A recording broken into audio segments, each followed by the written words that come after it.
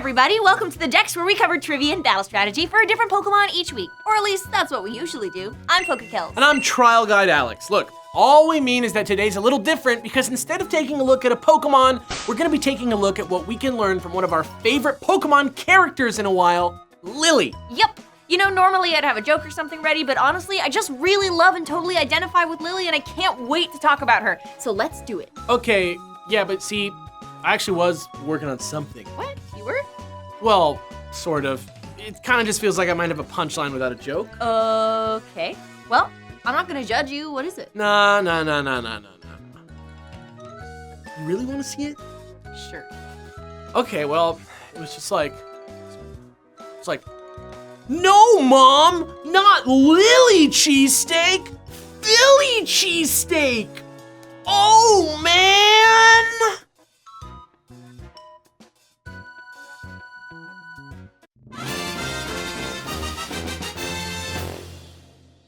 So Lillie is the kind and painfully meek daughter of the Aether Foundation's president, Lusamine, and she accompanies the player during much of their journey through Sun and Moon.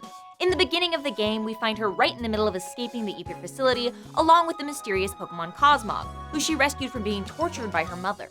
Lillie hides out in Professor Kukui's weird, kinda dirty house with the Cosmog, who we now know is called Nebby, unsure of exactly what to do next, and eventually, she attempts to visit the Island Guardian for guidance.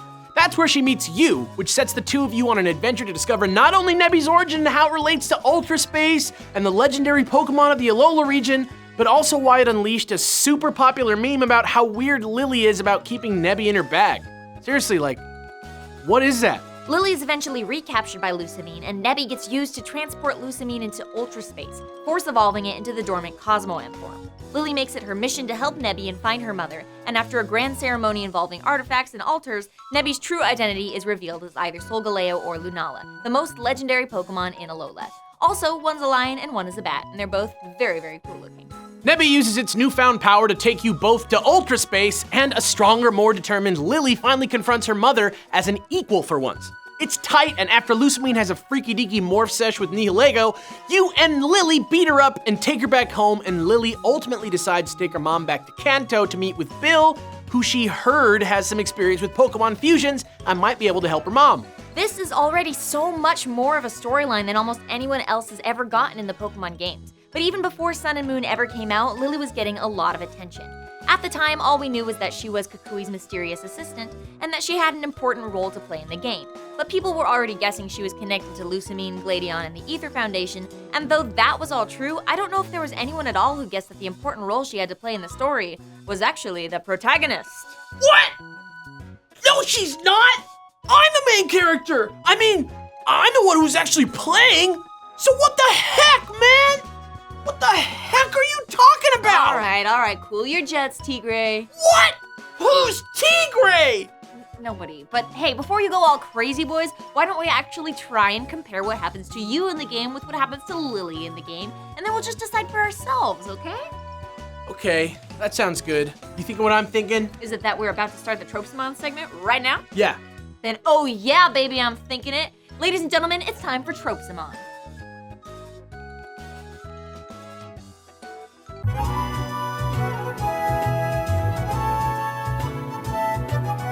Okay, so first we gotta lay some ground rules.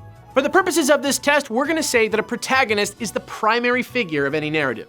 All the events of the plot are closely associated with this character and may usually evoke much more empathy from the audience than anyone else in the story. Now that we have that out of the way, let's break it down into 7 separate categories to see if we can definitively answer the question. Any true protagonist is shown to be driven by something like an ambitious goal, a sacred duty, or just plain old curiosity. For Lillie, this goal seems to be keeping all Pokemon safe and helping them however they need, especially when it comes to keeping Nebby away from her mother and helping it discover its origin. For you, it's basically just traveling across Alola and completing your island trials, but I think for a video game about imagining yourself in the character's shoes, I get why they leave it open-ended, so I'll call this one a draw. Another hallmark of a true protagonist is a tragic and relatable character flaw to help us better understand what the character in the story is feeling. Lillie obviously suffers from a lack of self-confidence and self-worth, mostly at the hands of her mother. You kind of have trouble fitting in, maybe? Or maybe it's just because you never speak or move your face? Another thing we know for sure about a true protagonist is their commitment to whatever cause they believe in, their family, and their allies. Lillie will do literally anything for Nebby, you, and even her mother, because not only does she believe in family, but in the good in everyone's hearts. For you, there is stuff you have to do to advance the plot, but there's no real emotional motivation behind any of it, really. You just kind of do as you're told. A true protagonist is also someone you trust, or at least like very much by the end of the story. Lillie is always good, always caring, always trying her best to save her friends, and she's never afraid to open up emotionally. She's probably the most likable character in the game. One of the most classic aspects of a true protagonist is their never-ending bravery and courage. Lillie risks everything to escape Ether Paradise and eventually finds the courage to stand up to her mother. You beat up everyone who threatens Lillie or any of your other friends, so I guess I'll give you this one too. A true protagonist also has superior intelligence or strength. Lillie's intelligent enough to be a professor's assistant, and with the help of Acerola and her other friends, she does help determine the location of the Sun and Moon flutes and tells us what they are. I'll give this one to you too, since you're apparently the greatest Pokemon trainer of all time. And, most importantly of all, a true protagonist always goes through some kind of growth or change by the end of the story. Lillie starts as a fearful young girl lacking confidence or direction, but by the end she totally believes in herself and has enough strength to make some pretty tough decisions. And you continue to be the best? I don't really know. Do you see where we're coming from with this yet? Lillie is unique as she functions as the moral and emotional anchor for the plot of Sun and Moon rather than the player character. This is because for so long, the player character in Pokemon has been this silent protagonist that you can map your own personality onto to immerse yourself into the world. For like Breath of the Wild, this works because for the most part, you're alone and you're exploring. But this can make for a limiting plot because that kind of character doesn't always have a complete arc, which is an essential part of telling a good complete story. In order to strike a balance between the expectations of the players in a Pokemon game, Sun and Moon has both the classic player character who behaves more or less like they always have, and you have a partner protagonist who is able to put a much more interesting story in place than what we've seen in earlier generations. By giving Lillie the emotional center, the player gets that deep narrative without feeling like it infringes on their ideas about their own character. And this is definitely intentional. Shigeru Omori explained in an interview that one of the most important things he wanted to accomplish in the plot of Sun and Moon was to reflect on how the people we encounter in our life help us grow and change as individuals. And of course, this ties in with his other comments about how the influences of the Sun and Moon on the Earth are constant and they need one another to flourish. To tie it all up in a little bow, Omori finally gives us this insight into the games. That in the beginning of the story, Lillie takes on characteristics of the Moon, Hau represents the Sun, and the player is the Earth. As the story progresses, those relationships slowly change. Lillie moves away from being the Moon and becomes the Sun, shining with light. And we should have seen it all along. Lilies symbolize purity, transitioning, renewal, and promises, all things that are totally present in Lillie's character arc. Dreaming of lilies is generally thought to represent coming into a full realization of oneself and achieving personal balance, and plus, just to blow your mind a little bit more, the lily is also a symbol used in alchemy to represent femininity and the moon. What's in a name, dog? Turns out, tons.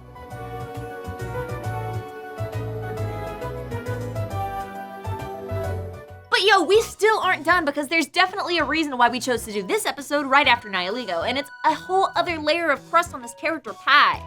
Wait, are we still doing Tropesamon? I don't know. Do you want to talk about how to command Lillie in combat in order to more easily defeat your enemies? Okay, fine. I mean, sometimes when we cover a character, we do a second segment, but there's still a bunch more to say, and I love Lillie so much, so leave me alone and let me do this. Sure. Great.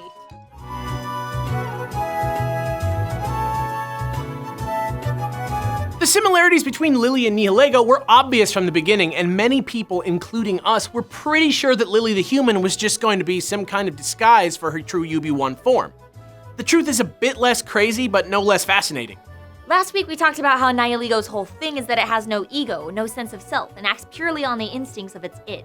Through the events of the game, we realize not only is Lusamine obsessed with the Ultra Beasts, but also that she's always dressed Lillie and told her what to do. In fact, in the climactic final sequence, she scolds Lillie and says that she was ruined the moment she started thinking for herself. Pretty messed up, to be honest. Lucamine's whole thing was to make Lillie look as much like an Ultra Beast as possible, and in doing so, she robs Lillie of her sense of self too.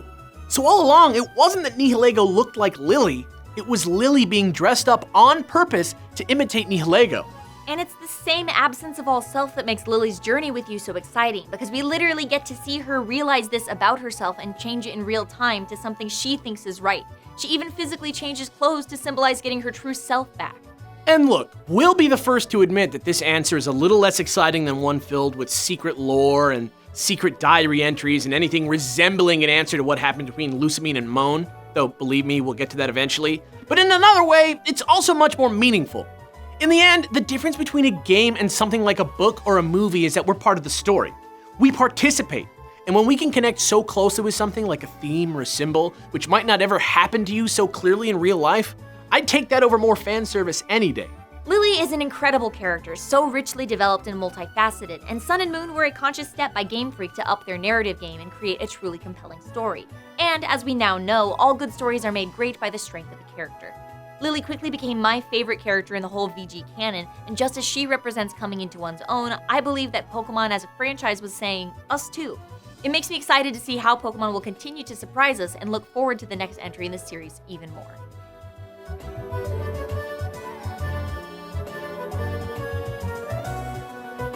Alright, well that's it for us today. Just remember to always be true to yourself and you'll go far. If you have your own thoughts on Lillie or you want to make your case for some other important characters in the storyline of the main games, let us know in the comments below. Or if you'd rather participate in an intelligent and civil discussion about it in a safe and moderated environment, why not hop over to our official Discord? It's in the description, yo! Thanks again for watching, and thanks to our Patreon supporters, because without them, the Dex would just be a show we put on for Jimmy in private. I'm Trial Guide Alex. And I'm Pokegels. Tune in next week for another pure episode of The Dex.